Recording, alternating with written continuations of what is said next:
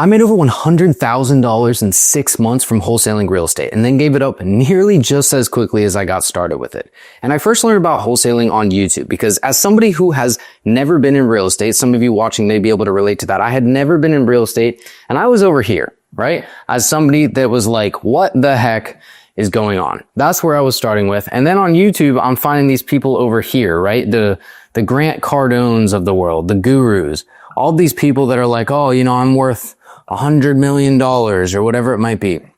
And I'm like, how do I bridge this gap between me as somebody who knows nothing about real estate and this person over here, Grant Cardone, and those types of people that are buying these apartment buildings and worth hundreds of millions of dollars? Like, what is that gap? And there were so many kind of stops on the way, right? There's things like becoming a real estate agent, becoming a real estate investor. But all of those things that I was finding on YouTube, there was one thing that tied them all together. Money. It was money. All of those people and all of those things required you to have money or some sort of a license, right? You go become a real estate agent, you form these relationships, you take forever, and eventually you start making money. And so I saw these opportunities here and I knew, okay, that might be the direction I want to go, but how do I get from where I am now to where I want to be going? And it wasn't any of those things. It was figuring out how can I get started from zero and make money right away, in theory, right? I obviously wanted to make money as quickly as possible. You may be able to relate to that because who the heck doesn't? And so what I found on YouTube was wholesale. And at the time, the only time I had heard the word wholesale was when we were talking about Costco food. So I didn't exactly know what the heck that meant. But as I started diving into the deep sea of YouTube, I was finding that wholesale, it was actually fundamentally pretty simple. You take a house, you buy it for $100,000, and it's all, you know, broken down, whatever, on the side of the road. And then we take that house and we find somebody that's willing to buy it for $150,000. And then I would profit 50 grand. Now, at the time, 50 grand was more money than I had seen in my life. And obviously hypotheticals were the enemy of my success because me showing you these numbers and actually executing on it is a completely different story. So how did I get from here to making $100,000 and then quitting and shutting that entire operation down? Like, what the heck did that look like? Well, again, starting with YouTube, I figured out, okay, this fundamental of wholesaling is finding properties that people can't sell. That is the basis of wholesaling. It's simply finding properties that the sellers, the agents, whoever it is, can't sell. And that could be because the property is beaten down and it needs to get flipped, or more specifically, in my case, it was finding properties that couldn't sell traditionally. This was a couple years ago as of the time of recording this. And at the time, rates were going up and houses were getting harder to sell. And so that was where creative finance was really starting to thrive. Because what I was doing and what I was starting to read books about and research and listen to podcasts about was buying real estate properties creatively. For example, seller financing, taking properties subject to, and a bunch of other kind of niches within that realm. And so I said, okay, this seems like a great way to go wholesale properties. Now I need to find somebody that's actually doing it. And so my next step was finding people, and this is one of the biggest things that I think people miss when they're getting started, finding people that were actually having success doing this strategy with something that I felt like I could do too. Now, there's a lot of different kinds of wholesale. There's wholesale where you go out and you spend a bunch of money every month on leads and all of this kind of high tech stuff. But remember, I was at square zero. Like I was not about to go spend money on anything. I didn't even turn on the AC in my car when I lived in Florida because I wanted to save money. So I was not about to go spend money on this stuff. So I had to figure out, okay, how can I get into this for cheap and do something that I actually feel like is tangible? And so I started finding people that were having success, and what they were doing was they would get on the phone and they would call real estate agents. And when they were on the phone with these real estate agents, they would say, hey, I see that you are having trouble selling your house. Would your client or would you be interested in entertaining some sort of a creative offer? Now, this was met with a lot of rejection and frustration from those real estate agents, but nonetheless, it was how I was getting started with this process. And I did that for months. And throughout those months, I tried many different things. I tried the traditional wholesale routes. I took some detours into some other things, and I kind of ended up back where I started, shocker, back in the wholesaling realm, because I just realized that there's so many things that I can't get into in real estate without experience or without money or without actual relationships. And I didn't know anybody in real estate. So I didn't know what the heck else to do other than what I found to be the simplest way to get started with wholesaling. And so I was calling agents every day, trying to convince them to sell their property to us. And finally, 6 months later, I was able to get my first property under contract. Boom. This is my first property. This was in Denver, Colorado. And I had been working on this property for months. I had been talking to the agent, trying to get the sellers to work with us. And finally, I was able to get this property under contract. But of course, getting a property under contract and actually closing on it is not the same thing, which is one of the things that we will discuss further. Because when I got this property under contract, between that and closing, there's still going to be about 30 to 45 days. And in that time is chaos. That's where everything can go wrong. Because as a wholesaler, the first thing that we have to be able to do is find a buyer. We had to be able to find somebody that actually wanted to buy this property. And one of the hardest parts about that, especially now, is that a lot of these properties weren't great investments, which means that most people didn't want to buy them. And that, of course, made it very difficult to get this done. So we were working on that. I was trying to find a buyer. This is my first property, so I'm trying to act like I know what I'm doing, even though I probably don't. And finally, we find a buyer, and I kid you not, crazy enough, we find a buyer that at the end of the day is going to make me $20,000. Again, I have never made money outside of a traditional job at this point. My entire salary is about to get like half of that is about to come in on one deal. Greatest moment of my life, right? If everything just goes according to plan, then everything will be perfect. And of course, it did not, because as we went along, we had buyers fall through, which meant that disappeared. This went from 30 to 45 days to more like 60, and everything was, well, not going very well, right? Lots of issues with this deal, which is, of course, what wholesaling is. And so throughout this process, we had to go find new buyers. We had to get new fees, right? All of this stuff. And finally, when we get to the end of this deal, I ended up making $2,198. So almost $18,000 less than I had originally planned. However, I was able to get my first deal. Now I've got a lot of stories to talk about with this deal, because this deal, my first ever deal, and I did probably 25 or 30 of these deals, but my first deal ended up teaching me the lesson that led to me shutting down this $100,000 business in 6 months. And it's a lesson that I think will impact every single one of you watching this, because it has completely transformed my life. So when we're talking about wholesaling, right? When we're talking about going and finding these properties and reselling them, which no matter what method of wholesaling you're doing, it's all going to fall under that realm. It could be wholesaling properties where you're working directly with sellers, working with agents, working with brokers. The list goes on, but the fundamentals stay the same. Some people spend money, some people don't. But either way, what are the pros of wholesaling? Because if I made $100,000 doing it, then there darn well is some pros that we can talk about. So let's talk about the pros of wholesaling. Because obviously, if I can make $100,000 doing it, then there's got to be some positives to this stuff, right? Even if I shut this business down, what are the pros if you're looking to get into it? Well, the first thing is that anyone can do it. This was one of the biggest things that obviously allowed me to get started in the first place, right? There's a lot of things that require licenses, that require money, that require a ton of time. But you and anyone else, including a 10-year-old kid, can go sit down on their computer right now, type in Zillow.com or Realtor.com or whatever it might be, and find properties and wholesale them. Now, can you do that on your own? No, but it's insane how many resources we all have access to as a part of the world that we live in now, right? You can go on a Facebook group or a school group or whatever it might be, a local meetup, and even starting from zero like I did, anybody can do this stuff. And that can't be understated. Like, that is so crucial out of all of the things that, require so much upfront capital, like drop shipping or trading stocks or any of these things that are like way, way higher level.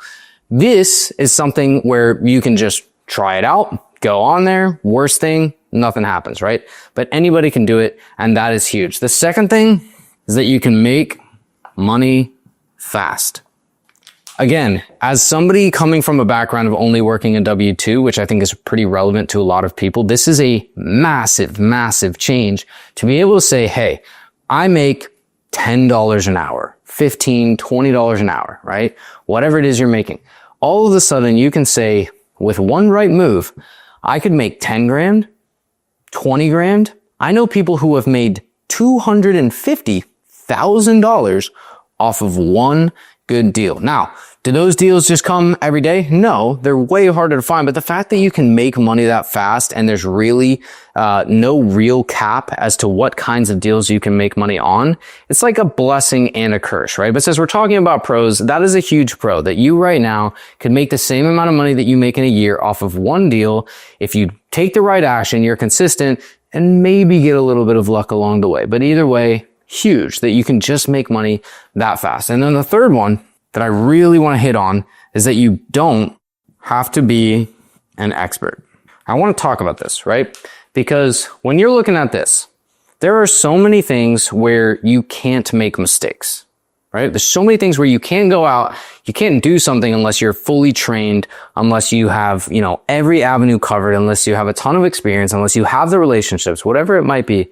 But in wholesaling, you don't have to be an expert, because if you go and search for houses and you can't figure anything out, cool. It has no effect on anybody or you whatsoever. If you go and get a property under contract that you probably shouldn't have gotten under contract because it wasn't a good deal, well, as long as you play your cards right, the worst thing that happens is that you could lose EMD. But if you do it correctly, you won't even lose your EMD. And so there's really no downsides. Anybody can go try this, and if you mess it up, you're not going to get hurt and you're not going to hurt other people. You're just going to learn how the process works. And for somebody starting at zero like I was, this was actually a really big green flag for me, that I could just go try it out and see what happens. So that's some of our pros about wholesaling. Now, if I was running a $100,000 business, or we made over $130,000 in 5 months with this business, right? If I was doing that and it got shut down, then there must be some cons. So let's talk about a couple cons. All right. Con number one is that deals die without control. This is a big one. So when I had that first deal that I was just talking about, right? I spent months on the phones with these people. I did everything right. I got the contract signed. I covered everything that I knew how to cover. But then the deal fell apart. Why? Because the buyer changed their mind. Because things happen with the property. There's all these details with liens and all of this stuff coming up. And so all of a sudden, even though I've done everything right, the deal starts falling apart around me. And a little disclaimer, you think that's the only time that happened to me? No, obviously not. Deals die all of the time by no fault of your own, right? There's no control that I had over those things going south. So I was now losing money, just like the pro of being able to make infinite money. Well, I'm now losing money without anything that I've done. That doesn't happen at your job, right? If you do the work, if you show up to work, you get paid every hour regardless. But here you can do all the right things and have your deals die. And that, I must admit, is brutal. Number two, wholesaling is what I would describe as dog eat dog. Nobody is really out to help you because everybody is trying to get the same properties. They're trying to make the same money, and the more money you make, the less money they make. Now, is that always true? No, but that's the mentality that people seem to approach wholesaling with, is that if you get it, I don't. And so everybody is calling the same lists, right, for properties. They're calling the same lists. They're going to the same auctions. They're talking to the same agents, and it makes it really, really difficult to level up because everybody's kind of fighting at this like pretty low level. It's not like you're making millions of dollars or anything like that. So everybody's just kind of scratching and clawing, trying to pay their bills, trying to get that next success because it's really hard to figure out. And so that's number two. And then number three, this is something that changed my life. This thing right here. If you leave this video after this, you will have gotten the main point that has changed everything about everything for me. And that's that wholesaling shows up as a hamster wheel. Let's show you what it looks like. So we've got property right here. And when we get this property, we're going to take that property and we are going to get it under contract. And then we're going to go over here and we're going to find a buyer. And if everything goes well, that completes the cycle, right? We get a property under contract, we find a buyer, and in theory, we get paid. And it looks exactly like this. And think about your neighborhood that you live in right now, right? Let's say there's a property on the corner. It's all messed up. It needs to be fixed up and flipped. That's this property right here. Once we go under contract, the buyer buys that property, and if everything goes well, which is already hard to get to, we get to the end of this, that is the end of the cycle, okay? And that's what I really want to emphasize with wholesaling in general, is that when I was going through this, right, and I realized this happens one time, I finished that first deal, right, made $2,198 I'll even pop up the statement from when I closed that deal. It was $2,198 that I made on that deal. When I closed that deal, it was this moment of like, I was supposed to make way more money, but still instant relief that I closed the deal. And then guess what happened after that? I had to restart. I had to go back to zero. When you're at work and you get paid on Friday, guess what happens the next week or 2 weeks, depending on how your paychecks work? You get paid again. But in wholesaling, what I learned really quickly, very painfully on these properties, was that when I closed the deal, I had to then go restart and go find another deal to try and make more money, where I could then run into the same thing with the deals falling apart and everybody's fighting me and all of this other stuff. And this isn't really a profound understanding unless we can make the claim of, okay, if there is something that only happens once and then it restarts, then how do we find something that doesn't do that? And one of the concepts that I want to hit on here, that really, when people talk about this term passive income, which is like a term I hate more than anything else. When people talk about passive income, because by the way, in case nobody's told you this, there's no such thing as passive income. Everything that you do requires work. What are people really saying? Well, what they're saying is that in your job, if you make on month 1, if you make 10 grand, then on month 2, you are also going to make 10 grand, right? Because that's just your paychecks. If you are leaving a traditional job and starting a business, what creates financial freedom? What creates this, quote, passive income? Well, it's when you can replicate this in your own business. And there's a couple ways to do that. One of the things that you'll hear people talk about is recurring revenue. Another one that you'll hear is reoccurring. Not the same word, revenue. Okay? These are the two things that create this passive income effect, this recycled effect. Because what we're looking at here with these two things is, okay, we've got our recurring revenue. That's if somebody is paying you the same amount every month. For example, if you signed a client to your business that paid you $3,000 a month, that's recurring revenue, right?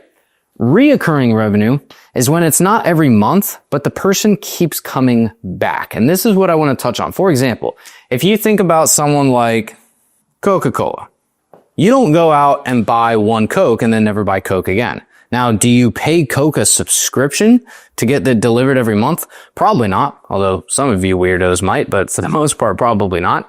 But you're going to go back to the store and maybe buy it again next week or next month or whatever it might be. And so you are going to rebuy that again and again, meaning that you as the customer are going to pay Coke multiple repeating times. It's not recurring, but it's reoccurring. It's happening over and over again. Hold on to that, because that is what we're going to get into next, because that concept is the reason why I shut this thing down. But let's talk about the real story. What happened here?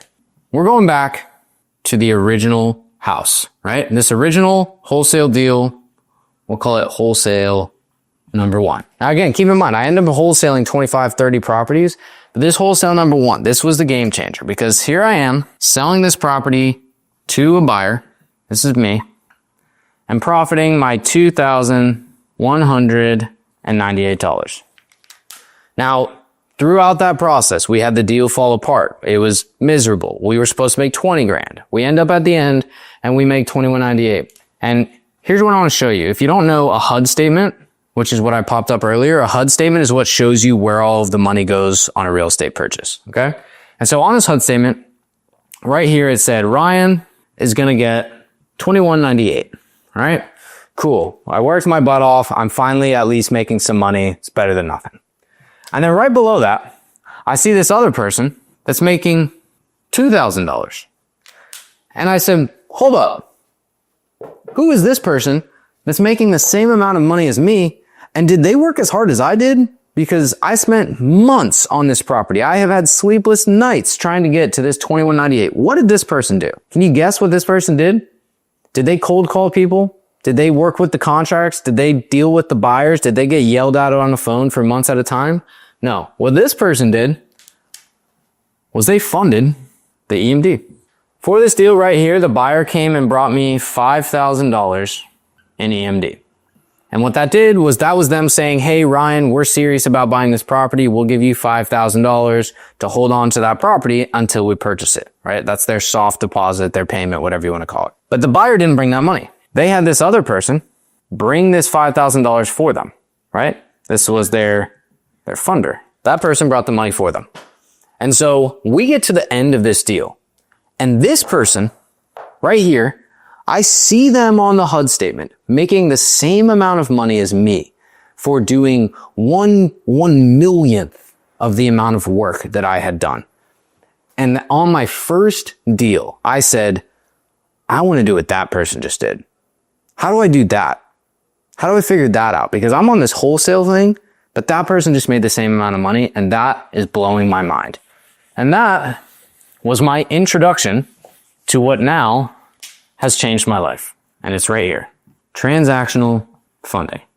At that moment, I saw somebody making the same amount of money as me for doing one millionth of the amount of work. And I said, I want to figure that out. Now, remember, when I started this, why did I get into wholesaling? Because I didn't know what I was doing. I didn't have any experience and I didn't want to put any money into things. So when I see this person putting money into the deal, the first thought is like, how can I do that? But also, I don't have the money to do that. So can I still get into this?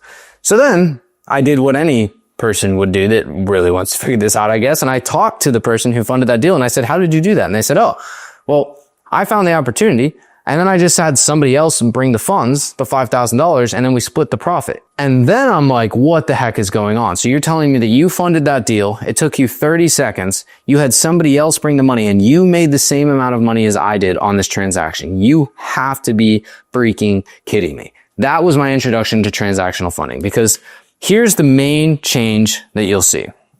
And this is what I was noticing with these people, right? Here's our wholesale hamster wheel. We're going under contract. We're getting a buyer. And then that's happening one time. And that's it. So we're going under contract. We find a buyer. That happens one time. And then that cycle is done. And that was the misery that I was living with in the wholesale world because I kept restarting. So then I talked to this person who's funding the deals and they said, oh yeah, so what happens is they fund the EMD on this deal. They get paid. And then that cycle just repeats over and over. Well, why is that? Because this house, this property, was being replaced with an investor. Now, when you go buy one property, that property is gone, right? But if you're an investor and you go buy one property, what do you do after you buy that property? You go buy another, right? You do another fix and flip. You buy another rental. You wholesale another deal. Whatever it might be, the investor goes out and does that work. Now, somebody's got to do the work, but if we're going to follow the process of work smarter, not harder, and somebody is already going out and doing that work, then why would I not try and figure out something that instead of doing it one time, I can find this investor right here. And this investor, I can just repeat the cycle over and over and over with the same one person instead of having to go every single time. That was the life-altering thing that I figured out about transactional funding. And that was why I said, get me into this. Now, that was on my first ever wholesale deal and I ended up doing 30. So what the heck, Ryan? Why didn't you jump into it sooner? Well, I didn't have anybody to help me figure it out. So it took me a long time. Okay. Sorry. I saw somebody do it. I started talking to them. I said, how do I get into this stuff? But there was a lot more hurdles that I had to jump through to learn the process. Because first of all, I was learning about this EMD funding stuff, right? I saw somebody funding the EMD and I was like, cool. Is that the whole thing? And they were like, no, not even close. There's so many different types of transactional funding. And as I went throughout that, I got into double closing. I got into seller carrybacks. I got into funding escrow. I was learning about all of these different things, right? All of these different things with transactional funding.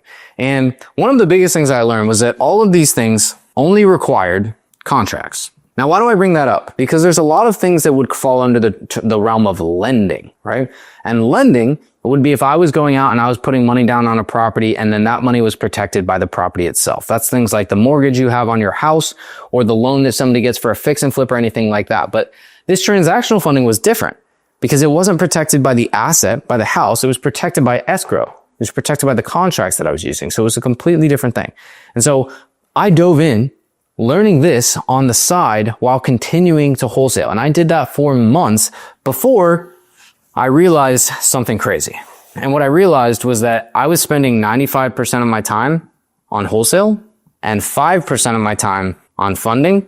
And both of these things were making the same amount of money. Shocking for me that I was spending 5% of my time on something that was making me the same amount of money that was 95% of my time, but also this was contributing to 100% of my stress because wholesaling was painful. I had deals falling through. I had people yelling at me. I had people fighting over things. There was all of these different things that I was dealing with. And I said, oh my gosh, how the heck am I still doing the thing that's causing me all of these problems instead of just focusing on this thing that's going to relieve all of that and allow me to get into things? And so let's talk about transactional funding, not just the pros, but both sides, just like we talked about wholesaling, with the goal of you being able to compare those two things and figure out for yourself which of these is going to make the most sense to help me make money the quickest. Let's talk about the pros. Pro number one, I've already kind of covered, and it was that crazy realization I had that it was simply less work. It's really that simple. Now, I'm not saying that it is no work, and I am not saying that it is easy, but what I am saying is that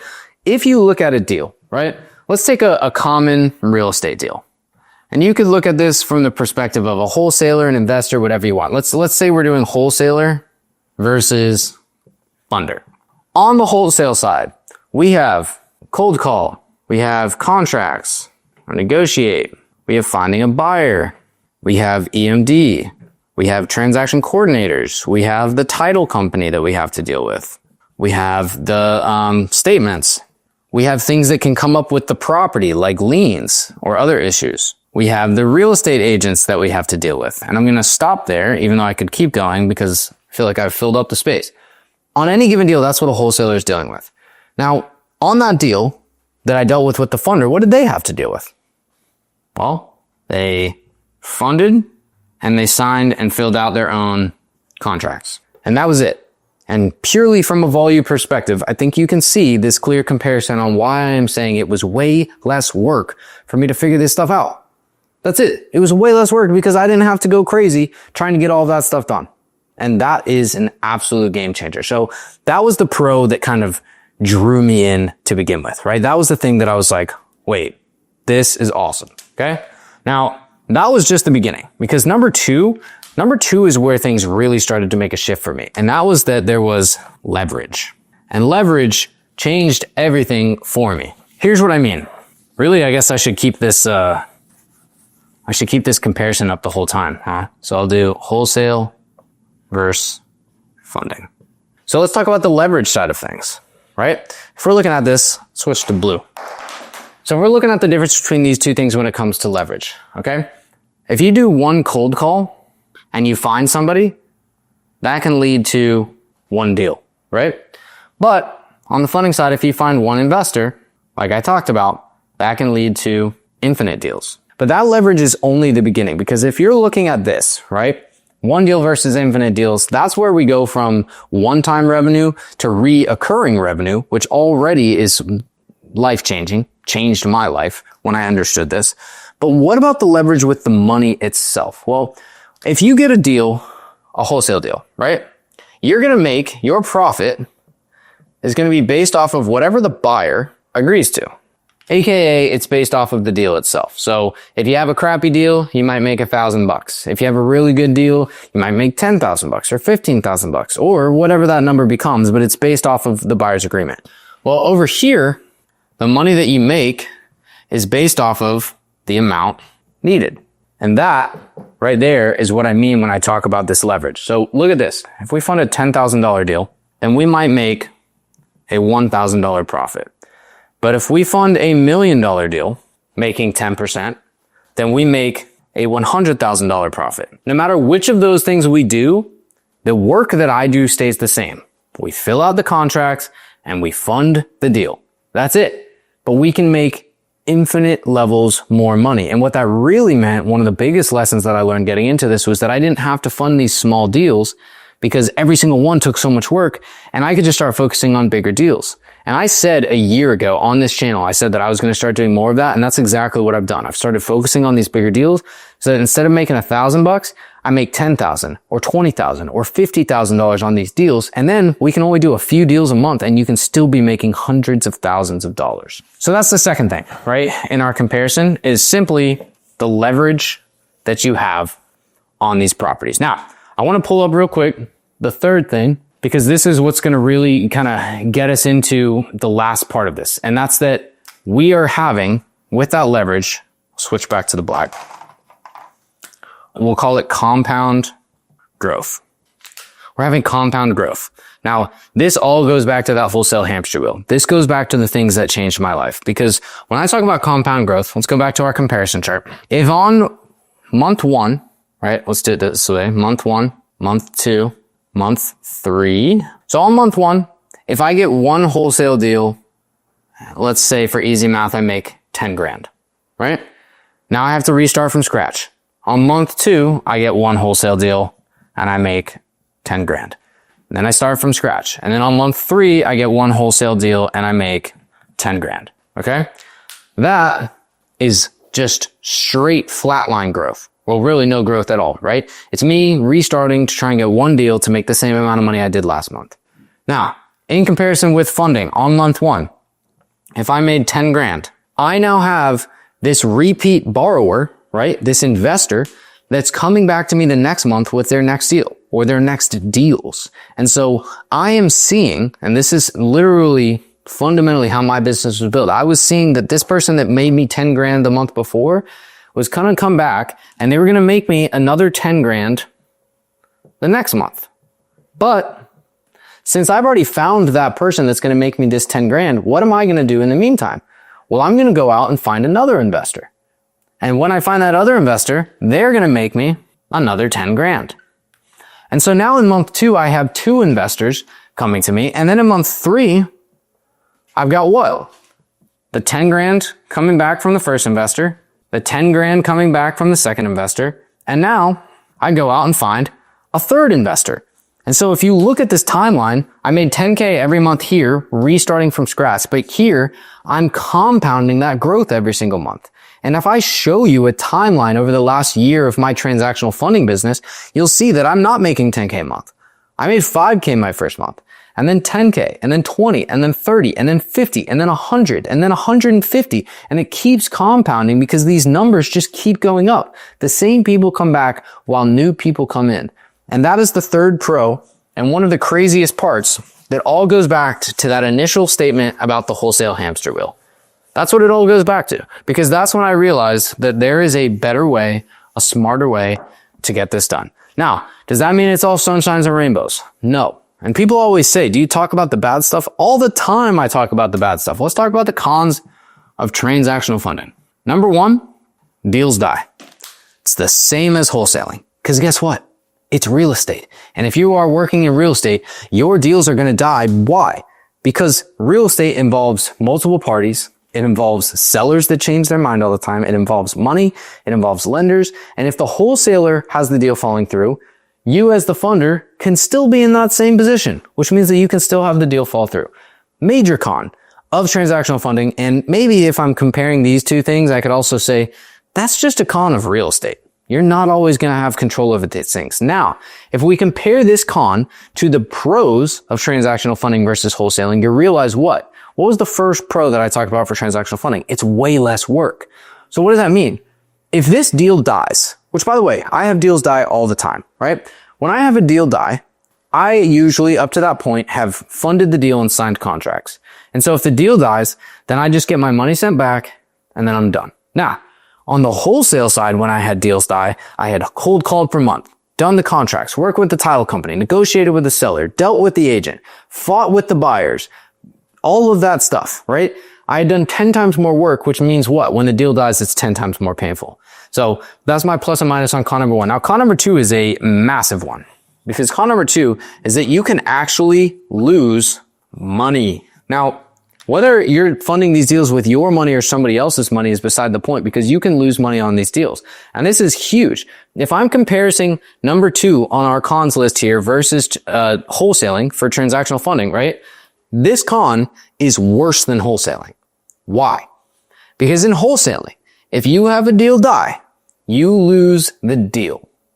But if you fund a deal and you mess up the contracts, there's a lawsuit, there's issues involved, something is done incorrectly, you can lose that money straight up. And I want to be as clear about that as possible. If I fund a $100,000 deal and on that deal, I mess something up, I'm not well prepared, whatever it might be, something happens that I didn't expect or didn't know how to handle, that money can just disappear. Gone. $100,000. It could go to the seller. It could go to the buyer. It could go to the title company. It could get into a lawsuit, but that money can disappear.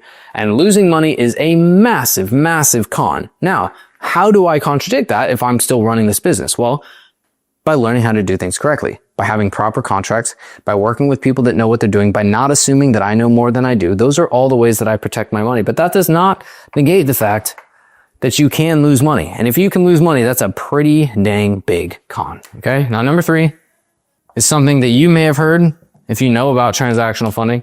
And that's the fact that transactional funding can be considered, quote, saturated. Why? Well, if I told you that you could go put $10,000 into something and make $1,000 in a month, aka get a 10% return, which is 10 times higher than you make in the stock market, would that be something that you're interested in? Probably. Right? That's what got me into it at first. I was like, oh shoot, this is easy. Which, by the way, let's stop right there. If you ever think something is just going to be easy, you're probably thinking about it incorrectly, or you have been lied to by somebody, right? But the saturation, why is that? Well, first of all, because a lot of people are talking about this stuff. And if I talk about it, break it down in blue over here, there's 3 main things that I talk to you guys about. EMD, double close, and seller carrybacks. These are the 3 primary forms of transactional funding. EMD is usually low money. It's between 1 to 10K. What does that mean? It means that almost anybody can do it, or they can find somebody that can help them do it. So on a supply and demand scale, there's way more supply for getting this done. But these guys right here, they average $250,000. Now, does your average person have or know how to get access to $250,000 to safely fund a deal? Probably not. At least not on average, right? And so there's a huge difference between these 2 things. And everybody will look at these EMD deals and say, oh, well, it's saturated. Well, yeah, there's probably a lot of people trying to do that. And guess what? 2 things. Number 1, if you work on the things that less people know how to solve, you will make more money and you will have less competition. That's the first point.